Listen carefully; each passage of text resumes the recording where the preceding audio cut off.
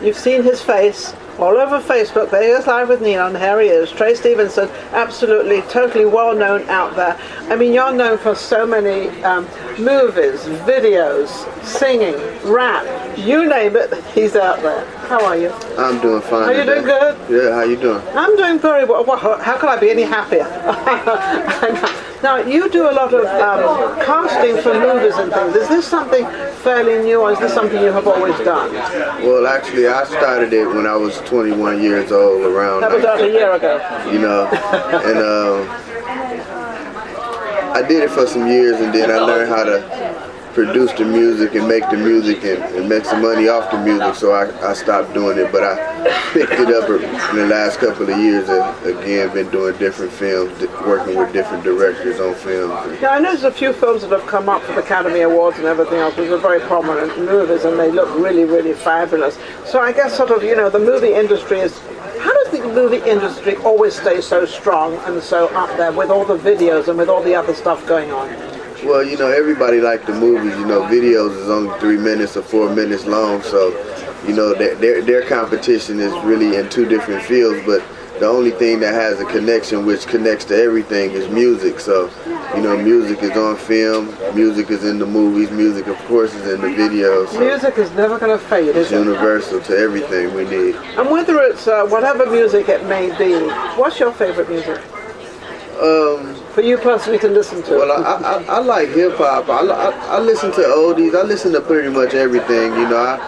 My ear is open to all music. If it's good music, it's just good music. I wouldn't know the class of their music, but I might hear a song sometime that I've never heard before, don't know who the artist is on the radio, and I like it, and it's not necessarily considered, you know, my music or my type of music. I just like good music. Just good music.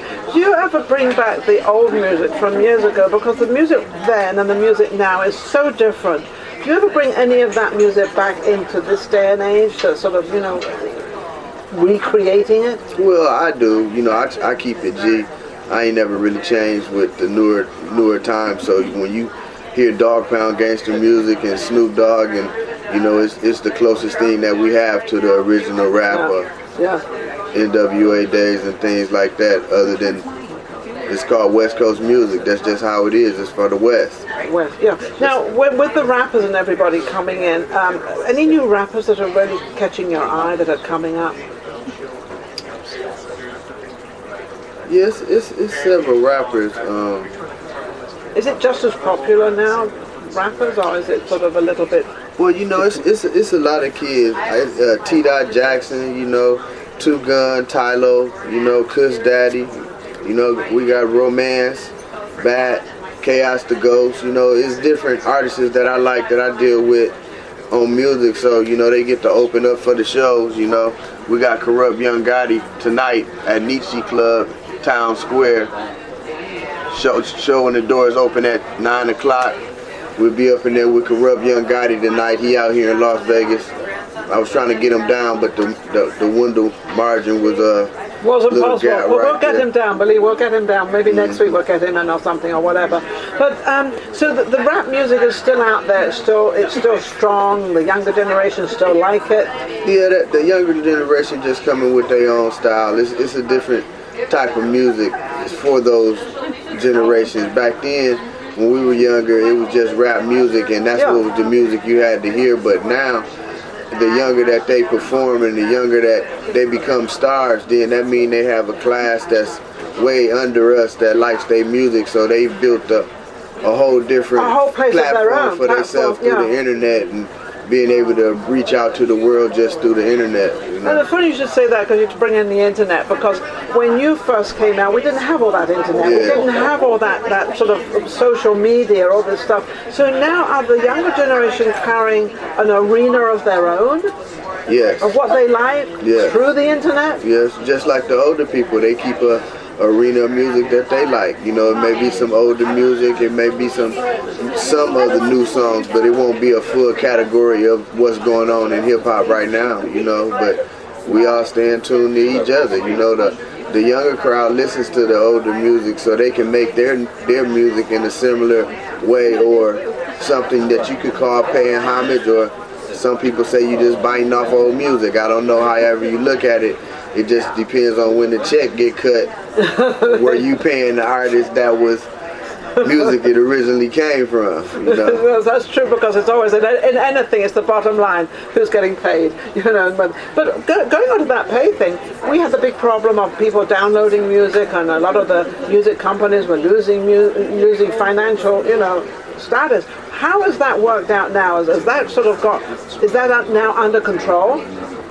I doubt it, because I don't buy albums no more. You can hear them everywhere. Nobody buys albums anymore. Oh. You know, I used to buy the album and had a CD and, you know, download it to your iPod or whatever, you know. But now it's just, music is everywhere on the internet. You know what I mean? I can play YouTube in my car and just play YouTube if I wanted to. That's what I mean. So without it costing you anything. Without it costing me anything. And this is a bit of a problem, because you've got so many fabulous artists out there and so many people out there that they're not really making, you know, the financial success that you used to make years ago. Yeah, you can plug into the Vivo station and just play videos and hear the new music that's out without you even really having to buy the album.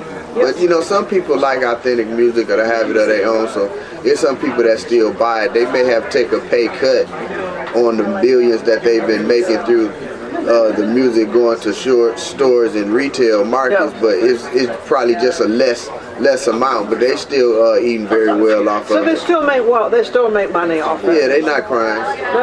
They're not crying, though, not in them. And it's funny, because you said, you know, music is always going to be here, and even all the different types of music, they're all in. I mean, there's always different people wanting to listen to this and they want to listen to that, like the younger generation, as you were saying. How does a young person out there able to sort of get themselves out there? Is it through the media, of the internet, or through people like you? I mean, well, first they got to get some music and some people to like them. You know, they have to build their own fan base. Everybody starts with somebody that believed into them. So, you know, whoever it is, they got to start promoting what they do, possibly giving it out, and make a song grow on you.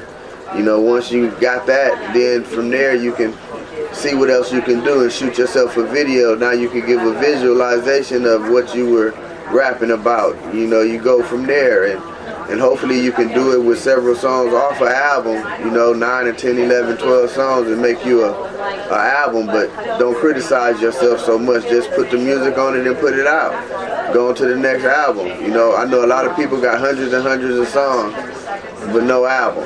It don't make no sense, you know. I love what you're saying for the younger generation, because this really helps them of how they can get themselves together, because they really don't know how to. They can sing, they can rap, they can do anything, but they don't know how to get it out there. So actually making a video would be the first start, and then increasing it, and not worrying so much about, not worrying to be perfect. Be you. Be who you are. And what about now? We're going to move into the movie business. What have you got coming up? Right now I have a film that we're reproducing again, a Toast Awards, and I got several DVDs that I'm putting together right now. I want to be in control of all of my footage, so I've been filming with a company called Hoop Shots Television. And Shabazz, you know, he deal with the camera work that did all the Vivica Fox and them last movies that she was doing. But you know, I got something called Lil Pimpin's Peep Show. If you didn't know, my father is Big Pimpin' from Above the Rim. What Would You Do, W Balls, Who Do You Believe In on Tupac and them albums. That's my pops right there. So I was known as Lil Pimpin' because I look like him so much. But you know, nowadays a lot of people call me Trey. You know, I got different names. They've all got different names though, because I remember I have so many of the people, and they all, I said, what name would you like to be called? And Trey. Everybody. Your father was very famous. Yes, he is. He is, which means he's still alive and he's still around. Do you still take direction from him, or do you give him direction? No, me and my pops have a different type of relationship. We're not directing each other in no type of way. You know, I'm grown, so I got my direction. You know what I mean, and he's older than me, so he's staying on his direction. You know what I mean? But, sort of. But at the same time, did he help you a lot? As of encouraging you, obviously. Yeah, definitely. He got me into the industry. You know, Dr. Dre found Snoop and him around the same time. And, And you know, me and Dr. Dre's birthday is a day apart. I'm February 19th, he's February 18th, so I've had several parties with him. And He's got a party, Trey's got a party coming up, right? He brought me in. And I rock with Snoop for many years, you know, and that's because of my pop, so, you know. So he's actually given you the foundation, but it also was up to you to actually follow through with it and take it and then start using what you have. And he didn't mind that at all.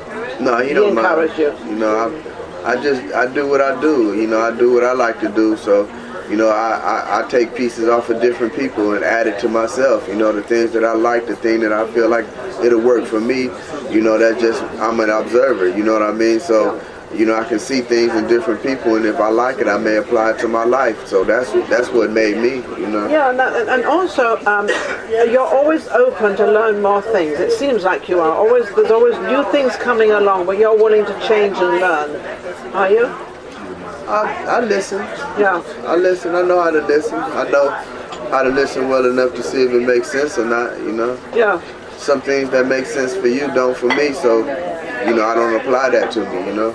As a hobby, you know, you're out there, you're always working. As a whole, what is your favorite hobby? What do you like to do in your kind of relaxation time of not music and not filming and not doing anything like that? I like to paint. You know, I paint. So you're an artist? Yeah, I paint, I draw.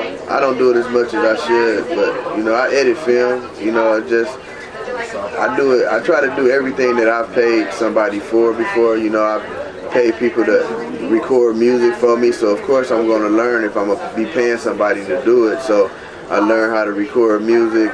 You know, I edit film. I was paying somebody to edit my footage.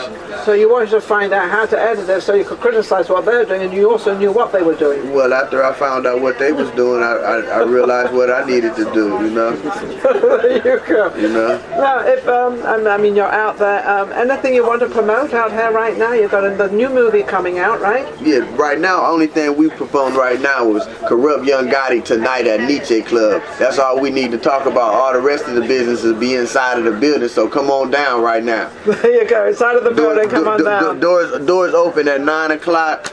We up in there celebrating Morgan, his daughter's birthday. She turned 21, so it's going to be a big celebration. Yay. We got Kurupt performing his greatest hits. You know me, I'm Lil P from the Dogg Pound. This is the Talent Pound Productions affair. There you go, you got it all. And so everybody's invited that's up in here. Y'all can come get it in with me. Tune in, keep in touch. Passcode Peppermill. Passcode Peppermill. We'll be right back. Vegas Live with Ninon. Thank you so much. Amazing. That was wonderful. Thank you very much.